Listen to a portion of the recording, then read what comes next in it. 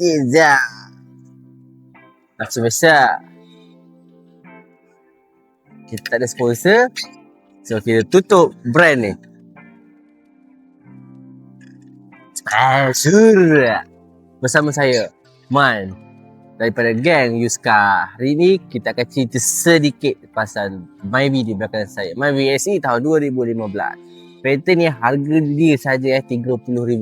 Masih relevan dalam pasaran. Dia punya ketahanan lasak masih lagi kuat. Murah dia punya maintenance. Ruang luggage rupa dia. Ini antara Myvi generation yang antara generasi Myvi yang paling relevan buat masa sekarang. Kalau yang baru ni lain cerita lah. Dengan gearbox CVT lah, gearbox DCVT lah. Yang ni memang tahan lasak. Cuba bayangkan korang pergi kat mana, sebab first rupa dia, design dia, warna dia.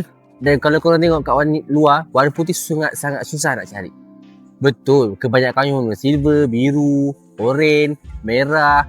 Tapi warna putih ni adalah limited edition.